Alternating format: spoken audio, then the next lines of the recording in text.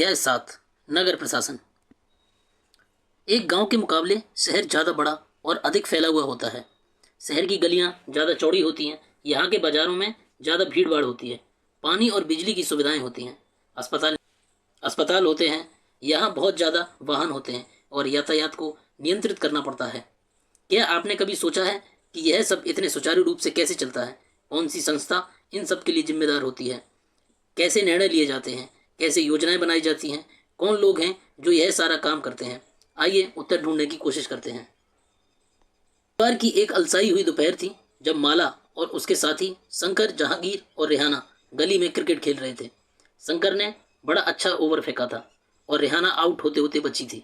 रेहाना के आउट न होने से शंकर हताश हो रहा था, इसलिए उसने इस उम्मीद से कि वह कैच आउट हो जाएगी एक शॉर्ट बॉल फेंक दी। हुआ उल्टा ही। रेहाना ने इतनी तेजी से बल्ला घुमाया कि गेंद ऊपर गई और गली की ट्यूबलाइट टूट गई। रेहाना चिल्लाई, अरे यह मैंने क्या कर दिया? शंकर ने तपाक से बोला, अरे हम यह नियम बनाना भूल गए थे कि अगर तुम्हारी गेंद से गली की ट्यूबलाइट टूट जाएगी तो तुम आउट मानी जाओगी। तीनों ने ही तब शंकर को विकेट की चिंता छोड़ने के लिए कहा, क्योंकि जो हुआ वे उसके बारे में ज़्यादा चिंतित और परेशान हो रहे थे। पिछले हफ्ते उनसे निर्मला मौसी की खिड़की टूट गई थी, जिसके बदलने के लिए अपने जेब खर्च में से पैसे देने पड़े थे। क्या अब दोबारा जेब खर्च के पैसे देने पड़ेंगे? देंगे किसको? गली की ट्यूबलाइट बदलता कौन है? माला के घर सबसे पास था। चारों भागकर माला के घर गए और उसको सब कुछ बता दिया।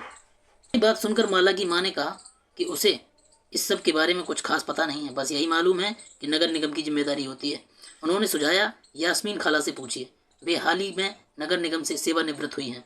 जाओ उनसे पूछ लो और माला तुम जल्दी घर वापस आना।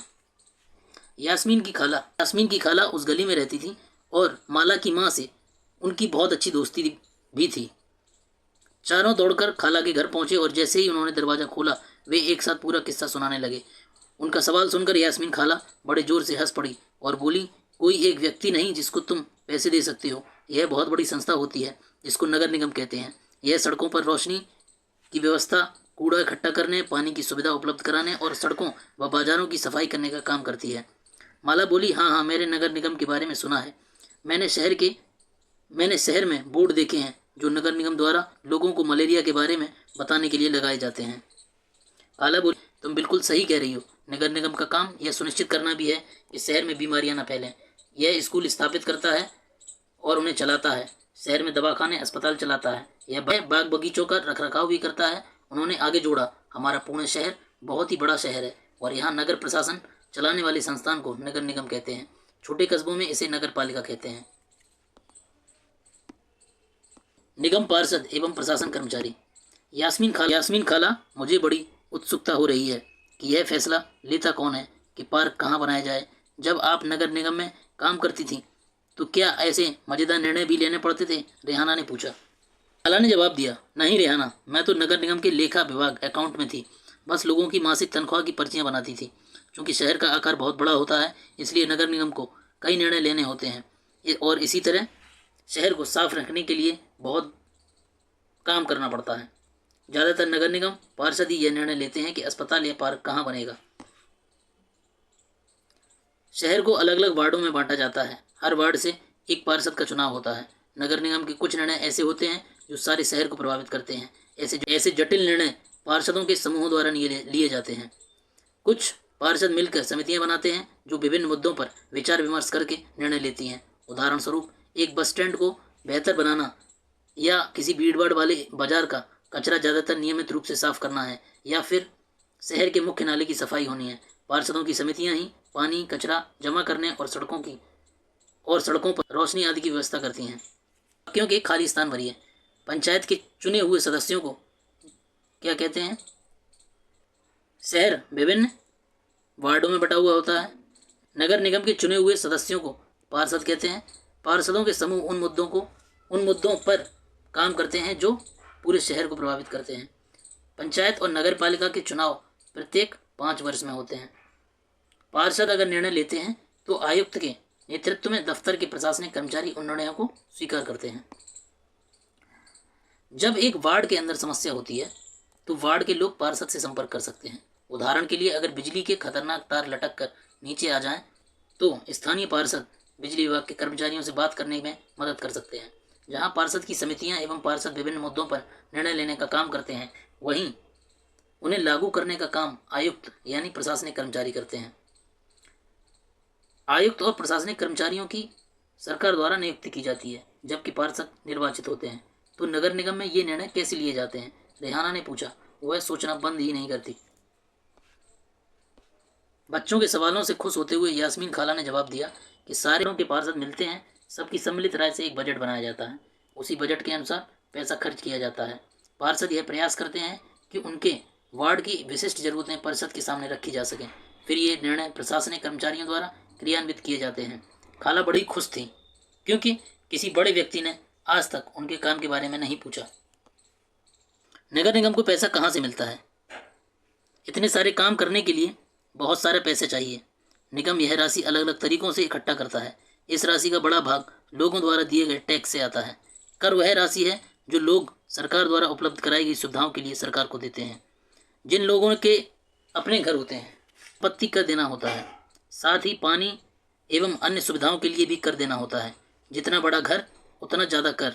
निगम के पास जितना ज़्यादा पैसा आता है, उसमें संपत्ति कर से केवल 25 से 30% पैसा ही आता है। शिक्षा पर भी कर लगता है। अगर आप किसी दुकान या होटल के मालिक हैं तो उस पर भी कर देना पड़ता है। अगली बार जब आप सिनेमा देखने जाइएगा तो टिकट पर ध्यान से देखिएगा, हमें मनोरंजन के लिए भी कर देना पड़ता है। इस तरह अमीर लोग संपत्ति कर देते हैं, वहीं जनसंख्या का एक बड़ा हिस्सा सामान्य तरह के कर अधिक देता है। बच्चों के सवालों ने उन्हें अपने अनुभव बांटने का एक मौका दिया था। शंकर ने बड़ी उत्सुकता से पूछा कि अपना शहर तो इतना बड़ा है, उसकी देखभाल के लिए बहुत लोगों की जरूरत पड़ती होगी खाला। तब तो नगर निगम में ढेर सारे लोग काम करते होंगे।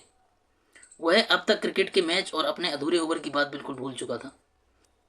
दरअसल शहर में काम को अलग अलग विभागों में बांट देते हैं। जैसे जल विभाग होता है, कचरा जमा करने का विभाग, बागों की देखभाल का विभाग, सड़क व्यवस्था का विभाग इत्यादि। मैं नगर निगम की सफाई विभाग में थी। उसी के लेखा विभाग में हिसाब किताब का काम करती थी। खाला बड़े इत्मीनान से बता रही थी। फिर बच्चों के खाने के लिए रसोई से कबाब लाने चल पड़ी। जहांगीर ने रसोई में खड़े खड़े तेजी से अपने कबाब खा लिए। फिर ऊंची आवाज में वहीं से बोला, यास्मीन खाला, सारा नगर निगम जिस कूड़े कचरे को इकट्ठा करता है वह जाता कहाँ है? बाकी बच्चे अभी भी कबाब ही खा रहे थे। यास्मीन खाला ने बताना शुरू किया। इस सवाल का जवाब बड़ा मज़ेदार है। जैसा कि तुम लोग जानते हो, कचरा लगभग हर गली में ही फैला रहता है। पहले हमारे पड़ोस का भी यही हाल था। चारों तरफ कूड़ा फैला रहता था। अगर कूड़े को इकट्ठा करके हटाया न जाए तो मक्खियाँ भिनभिनाती रहती हैं और आसपास कुत्तों चूहों का जमा बड़ा हो जाता है। लोग इसकी बदबू में बीमार भी पड़ जाते हैं। और एक बुरी बात यह है कि बच्चों ने गली में क्रिकेट खेलना छोड़ दिया था, क्योंकि उनके घर वालों को यही डर लगा रहता था कि गली में अधिक समय रहने से बच्चे बीमार न पड़ जाएं। लोगों का विरोध। यास्मीन खाला ने अपनी बात जारी रखी। मोहल्ले की औरतें इन सबसे बड़ी नाराज थीं। वे सलाह लेने मेरे पास भी आईं। मैंने उन्हें कहा कि मैं विभाग के किसी अधिकारी से इस मामले पर बात करने की कोशिश करूंगी, मगर मैं भी निश्चित तौर पर यह बात नहीं कह सकती थी कि इसमें कितना समय लगेगा। इस पर गंगाबाई ने बताया कि हमें अपने वार्ड के पार्षद के पास इस समस्या को लेकर जाना चाहिए। आखिर वोट देकर हमने उसे चुना है, उसके सामने हमें विरोध प्रदर्शन करना चाहिए। गंगाबाई ने महिलाओं के एक छोटे समूह को इकट्ठा किया और पार्षद के पास पहुंच गईं। सभी औरतें घर के सामने जाकर नारे लगाने लगीं। तब पार्षद घर के बाहर निकले और उन्होंने उनकी समस्या के बारे में पूछा। गंगाबाई ने अपने मोहल्ले की खराब हालत बयां की।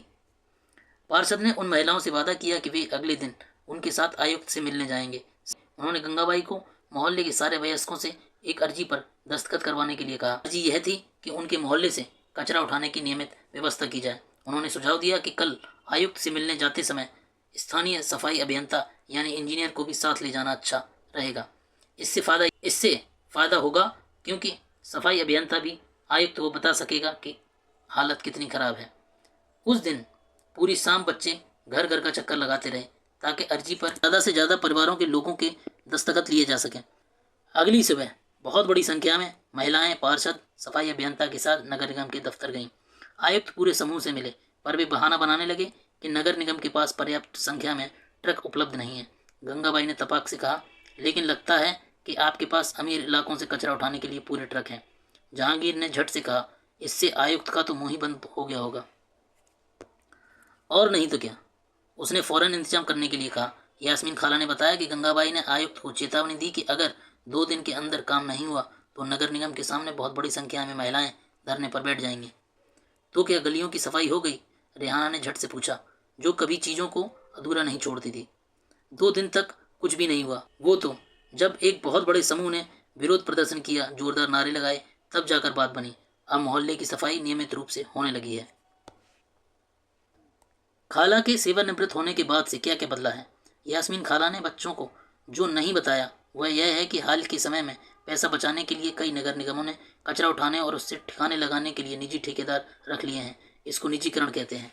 इसका मतलब यह है कि जो काम पहले सरकारी कर्मचारी करते थे अब वे निजी कंपनियां करेंगी।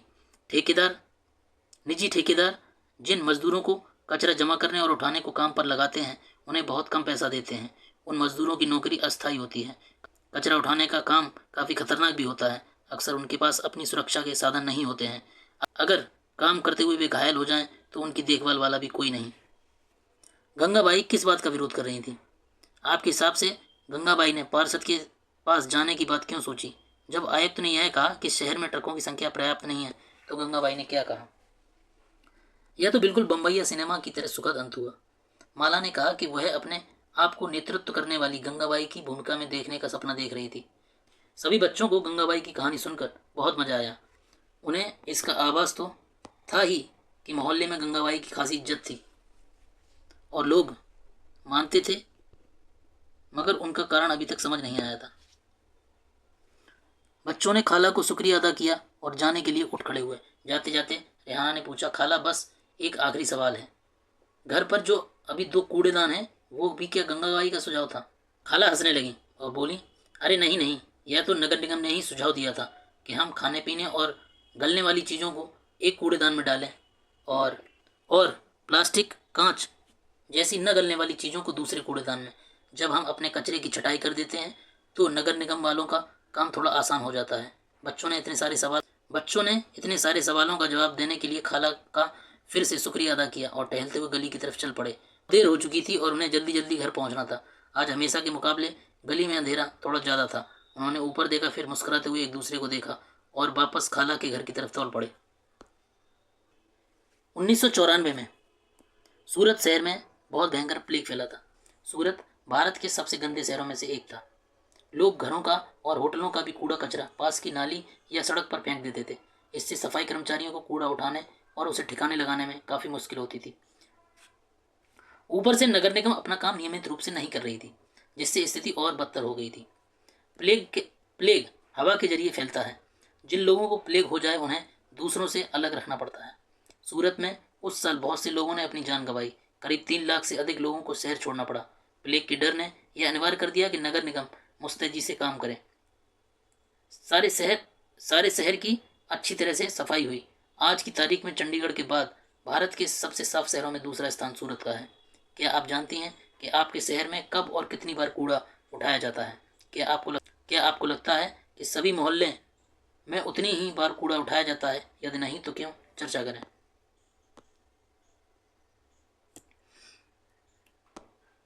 अध्याय समाप्त।